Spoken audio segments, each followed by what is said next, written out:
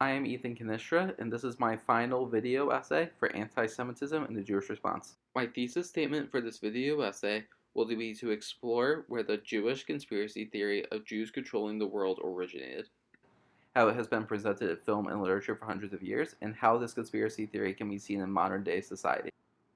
The first important aspect to examine is where did this conspiracy theory originate? The conspiracy theory of Jews having control and influence all over the world originated with the idea of Jewish people having significant control over money. This idea originated back in the 1500s because there were not many jobs available to Jews during this time. However, one of the few jobs that Jewish people were actually allowed to have was a moneylender. However, this had a very negative connotation because Christians were not allowed to lend money with interest because it went against their religion. This, however, led to severe criticism towards Jewish people. Since Jews were only allowed to be moneylenders in society, it was one of the only ways that they could actually make a living for themselves. This then furthered the idea of Jewish people being obsessed with money by anti-Semitic people saying that Jews were actually unreasonable and unfair when it came to dealing with money. All of the stereotypes of the Jewish people associated with money are not the fault of the Jews. However, it is actually the fault of society. The reason for this is that they were forced into jobs of money lending, and this forced them to make a living for themselves by collecting debt and interest. My first example of a piece of literature that shows the stereotype of Jewish people having control over the world and money is Merchant of Venice. This play follows the story of Shylock, who is depicted here. Shylock is a moneylender in 1500s Venice. The story also follows the story of Antonio as he borrows money from Shylock to complete his journey. The story then continues to show a conflict between Antonio and Shylock.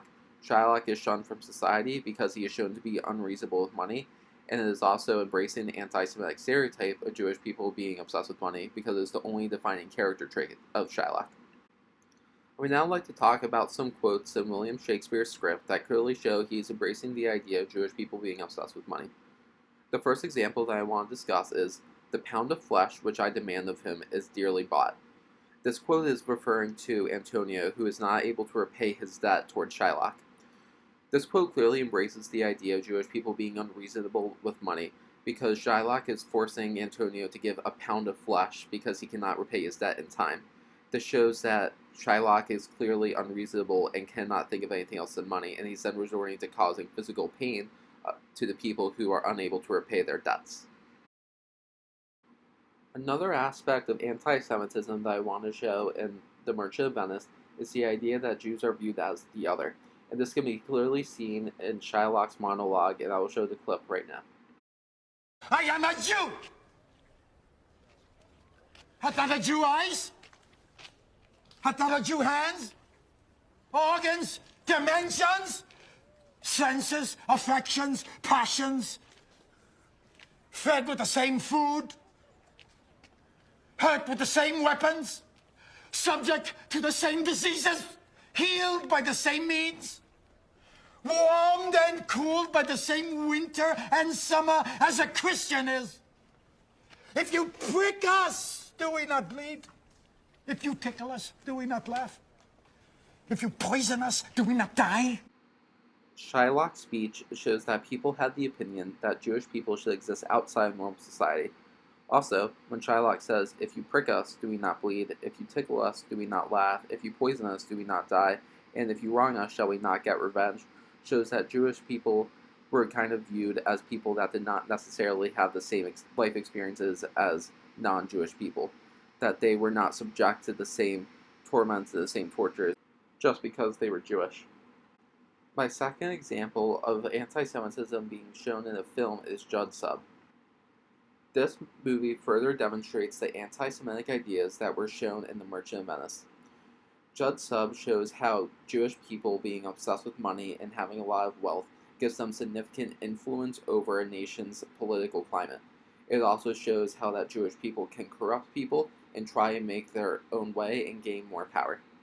This movie tells the story of Karl Alexander, the Duke of Wannenberg.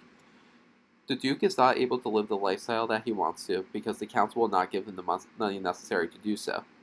As a result of this, he goes to borrow money and jewels from Joseph Sub Oppenheimer, who is a Jewish moneylender. Oppenheimer agrees to sell the Duke jewelry at a significantly discounted rate. However, this comes at a significant price for the Duke. The Duke eventually comes to the understanding that he owes Oppenheimer a significant amount of money. However, instead of asking for all the money back, Oppenheimer actually asks for control over the roads and tolls into the city. This gives Oppenheimer a significant amount of control, and the Duke agrees to this. With his newfound influence, Oppenheimer eventually convinces the Duke to lift the ban on Jews entering the city, and all of the Jews eventually come into the city. As time goes on, Oppenheimer eventually convinces the Duke to attempt to disband the council by giving the Duke supreme authority over the state. However, doing so would also give Oppenheimer significant control over the state because he has manipulated the Duke. However, before this can happen, the Duke is killed. After the Duke is killed, Oppenheimer is also sentenced to death for manipulating the Duke and attempting to reshape society.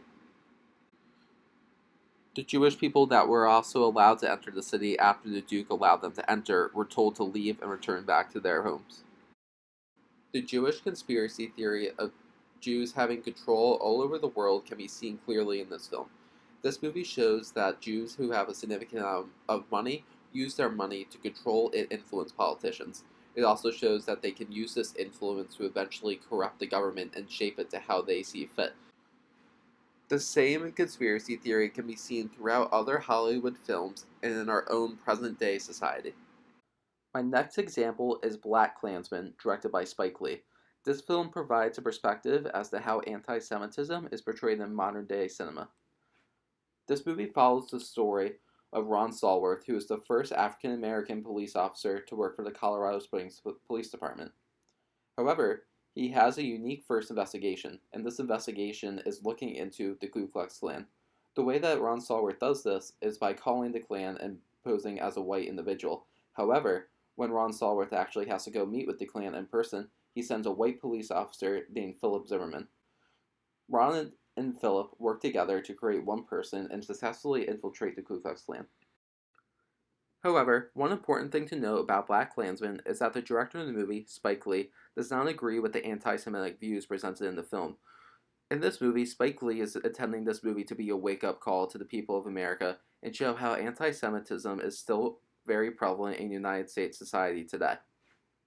He also wants to show that there are still people in the world today that firmly believe that Jewish people have control and influence all over the world. This idea can be clearly observed in the opening scene of BlacKkKlansman, which I will play now. Ha! The Brown decision. Ha ha ha! The Brown decision. Forced upon us by the Jewish-controlled puppets on the U.S. Supreme Court, compelling white children to go to school with an inferior race, is the final nail in a coffin. The idea that Jewish people have control over the United States Supreme Court yet again brings up the idea that Jewish people are in control of governments in the United States and all over the world. This brings up the stereotypes and conspiracy theories that were observed in the movie Judd Sub. In this movie, the main character that is depicted to be Jewish, Oppenheimer, uses his money to eventually gain influence over the government, and Alec Baldwin's character here is clearly insinuating the same thing. This character in the movie BlacKkKlansman is insinuating that Jews use their money and power to heavily influence United States Supreme Court decisions and shape the government to the way that they see fit. A second Jewish conspiracy theory that I would like to point out that is demonstrated in BlacKkKlansman occurs in the following scene. In the scene that I am about to show, a conversation occurs between Felix and Philip. Felix is a character that is a member of the KKK and firmly believes that Jewish people control Hollywood and the media. The second character in this clip is Philip, who is not actually a member of the KKK, but rather a Jewish police officer from the Colorado Springs Police Department, who is there pretending to be Ron Stallworth. Know what I think? You think? Oh yeah, I think. What do you think about? This Holocaust stuff never happened. That's the biggest Jewish conspiracy ever. 8 million Jews killed. Concentration camps never happened. Where's the proof? Are you high? I don't get high. I drink. Because I'd say the Holocaust is one of the most beautiful things I've ever seen. It just makes sense to me. You have a whole race of leeches that you have to get rid of. So what do? You starve them, you burn them, you get rid of them. It's like weeding out roots for the better people. Haven't you seen the footage? That's fake. Jews run Hollywood. Clearly in this clip, Felix firmly believes that Jewish people run Hollywood and that the Holocaust was just a big Jewish conspiracy theory. One reason that he could potentially believe this is because he believes that Jews have control over the media and want the general public to believe what they want everyone to believe. This means that Jewish people control all the films, entertainment, and news that we see. Example of this can also be further seen in real examples from our world today. I would now like to show a few examples of how the Jewish conspiracy theory of Jews having control and influence in industries and governments all over the world is still very prevalent today. The first Jewish conspiracy theory that I would like to discuss is the theory that Jewish people run Hollywood. This is a conspiracy theory that was demonstrated in BlacKkKlansman when Felix said that Jews run Hollywood. One reason that this conspiracy theory is still so prevalent today is because several high-profile filmmakers and executives happen to be Jewish. One of the most prominent examples of this is Bob Iger, who is pictured here.